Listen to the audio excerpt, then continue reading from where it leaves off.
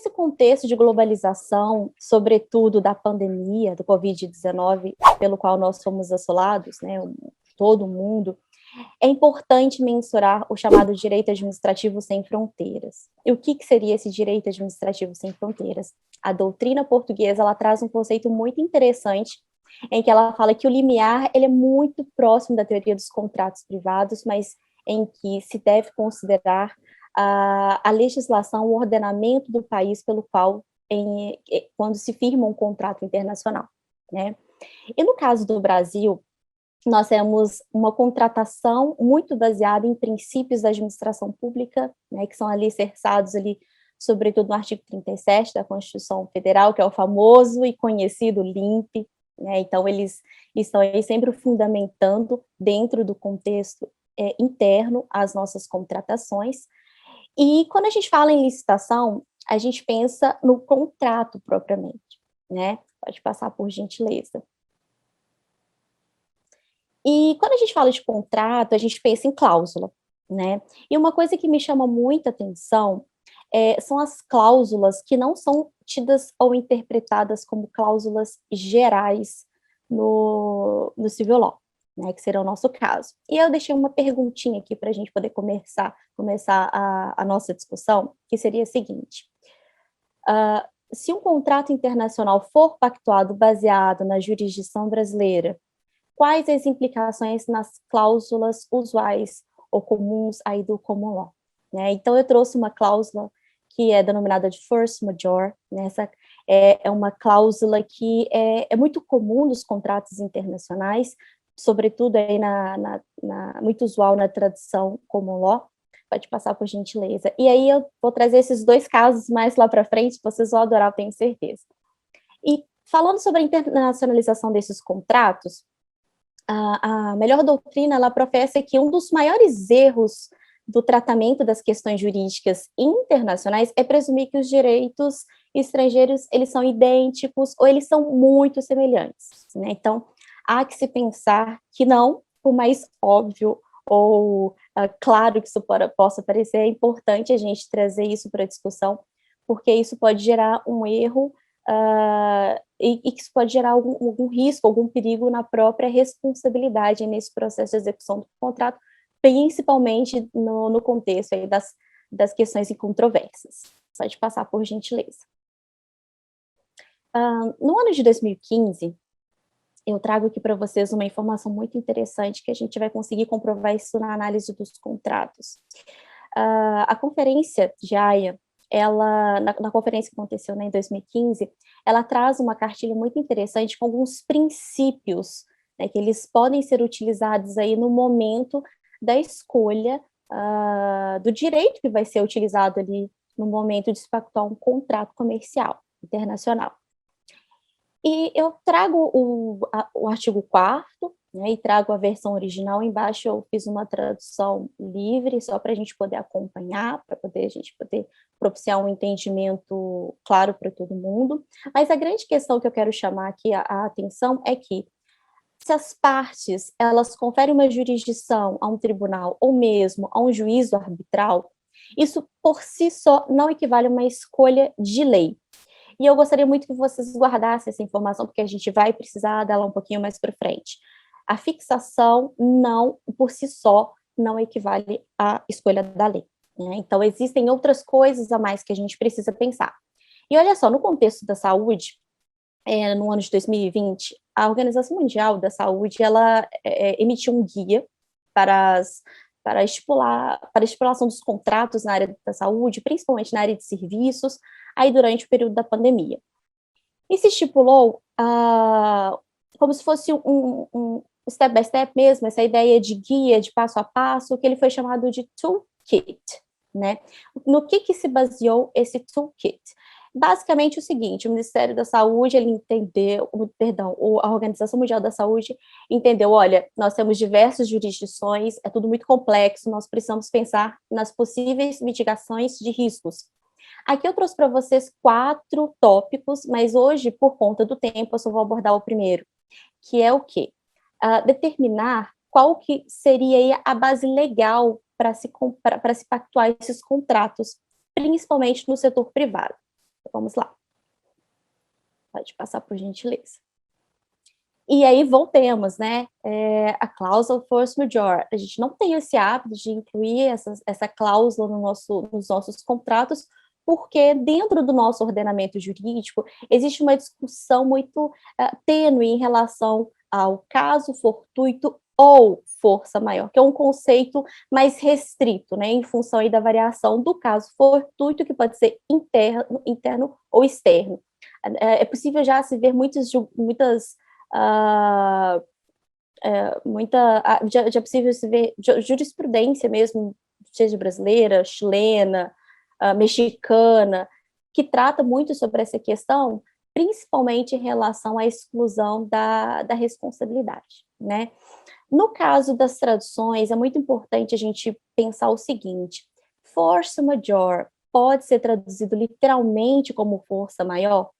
E eu trago essa pergunta como uma construção crítica para que a gente possa analisar de uma forma mais analítica mesmo a forma com que a gente faz a interpretação ou mesmo a tradução desses contratos. Pode passar, por gentileza. O Marcílio é um autor que traz aí o dicionário de Direito, Economia e Contabilidade, Finanças, e ele apresenta uma necessidade do seguinte: se for realmente ter que traduzir, entre aspas, né, ali meio que ao pé da letra, é importante diferenciar esses termos, porque force majeure, na tradução do common law, é diferente, tem um significado diferente do nosso significado. Pode passar, por gentileza. E aqui nós entramos nos exemplos, né, nós vamos pegar os exemplos das contratações públicas, sobretudo aí no contexto internacional, pegando primeiro a Pfizer.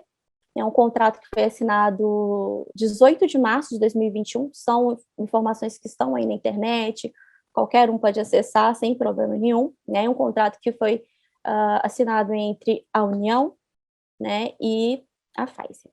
Pode passar, por favor. A questão do idioma. A questão do idioma, ela entra como um link essencial nesse processo de entendimento e de possíveis controvérsias. Pegando nesse contrato, eu trouxe do original e trouxe também a tradução do Ministério da Saúde. Tem o número do contrato e bonitinho, o número do processo, quem quiser pode ir lá acessar, tá? No item 12.18, nós temos a seguinte informação, vocês podem me acompanhar. Qualquer tradução para qualquer outro idioma não será uma versão oficial do contrato. E no caso de qualquer conflito na interpretação entre a versão em inglês e a tal tradução, a versão em inglês prevalecerá. Então, é muito interessante a gente analisar isso, essa informação, essa cláusula em específica, porque a gente começa a perceber como é que é importante não só a fixação do foro, como também a estipulação da legislação, mas como também entender a importância do idioma que é fixado nesse processo. A cláusula de arbitragem, que eu também trouxe aqui para vocês conhecerem, ela fala o seguinte: o local da arbitragem será em Nova York, nos Estados Unidos, e será conduzida no idioma inglês. Então, também fica uma outra questão para se pensar, né? No momento que eu vou fixar uma cláusula arbitral, onde que é interessante para mim, onde que é interessante para as partes, isso é importante constar também. A renúncia à imunidade da soberania. Nesse caso, essa cláusula ela trouxe uma certa controvérsia muito grande entre doutrinadores, entre operadores do direito, por conta do comprador, no caso aqui nós, né, a República Federativa do Brasil, expressamos de forma irrevogável submetermos à jurisdição dos tribunais de Nova York, né? Então, isso trouxe uma discussão muito grande, principalmente em relação aos interesses da administração pública, pensando nos princípios da administração pública, da contratação, das licitações públicas, isso dentro do contexto nacional, claro, né? Mas é claro que aqui muitos operadores e doutrinadores se baseiam no seguinte: a finalidade do interesse público, nesse momento, em função da emergência do Covid-19, foi de preservar a vida humana. Então, por conta disso, se justificou a renúncia à imunidade de soberania. E eu deixei para vocês essa reflexão. E aqui nós entramos na tal force majeure, né? Então, vamos entender como é que funciona essa cláusula, como é que funcionou, pelo menos nesse contrato, porque foi diferente no contrato da AstraZeneca, tá? Vamos lá. Quando a gente para analisar, eu marquei de amarelinho, casos fortuitos, ele está dentro, enquanto descrição, de força maior. E aí que não se tem propriamente uma caracterização do que seria esse caso fortuito, ele é citado, há também, bem lá no finalzinho, um termo em negrito, e não fui eu que negritei, isso é do próprio contrato da versão original, evento de força maior, ele está entre aspas, ele não está entre aspas à toa. Ele está assim por quê? Porque a tradução não pode ser literal, tá certo? Embaixo, eu achei muito interessante a versão do original em inglês, porque está such case as acts of God. Então, assim, traz uma abertura, né, e que a gente, enquanto ordenamento jurídico brasileiro, né, não temos uma relação, uma forma de traduzir isso diretamente, né?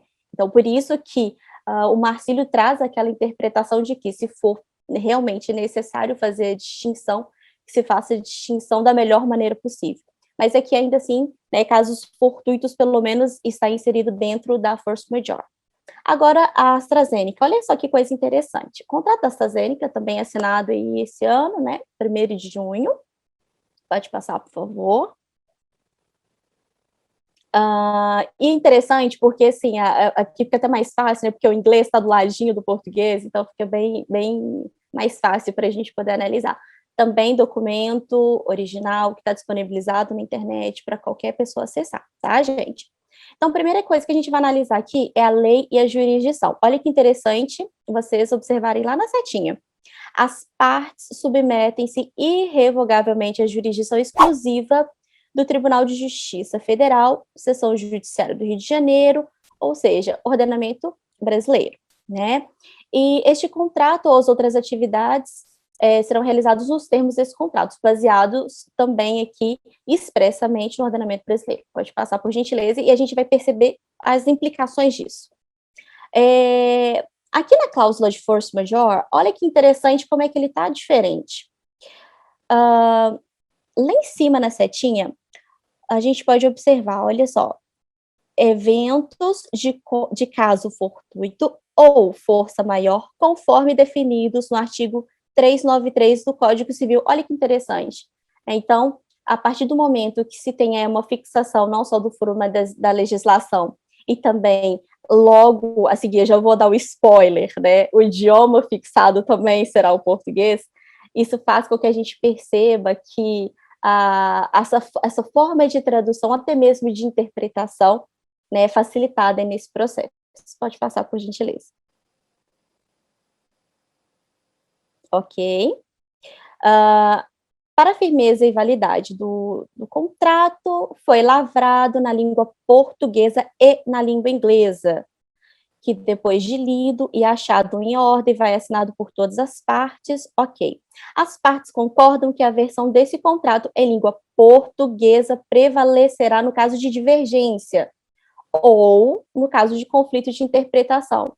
Então, quer dizer, isso traz para a gente uma percepção da importância da fixação também do idioma, né? Não se trata apenas de fazer uma tradução, né, mas sim de se interpretar e de se dialogar na relação de todos esses elementos essenciais do contrato, né? Pode passar, por gentileza. Aqui eu trouxe o finalzinho do contrato. Ok.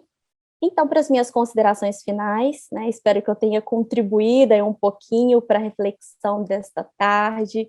Então, é muito interessante a gente pensar nesse toolkit, né, que ele traz essas orientações para mitigação dos riscos nos contratos internacionais. A princípio, ele foi baseado no contexto de pandemia, muito orientado para os contratos internacionais na área da saúde, mas também são aplicáveis à esfera privada, né? Nada impede que seja, até porque as relações, elas precisam ser sempre negociadas da melhor forma possível, né? E como é que eu penso essa mitigação? Eu só acrescento uma informação: pensar na implicação do foro, pensar na legislação que vai ser aplicada e, sobretudo, também não esquecer do idioma, se possível, né? Idioma pátrio. É isso. Eu gostaria de agradecer, deixa aqui o meu contato, né, meu e-mail, meu telefone, meu Instagram. Eu agradeço aí pela oportunidade da fala, agradeço pela presença de todo mundo. Um forte abraço.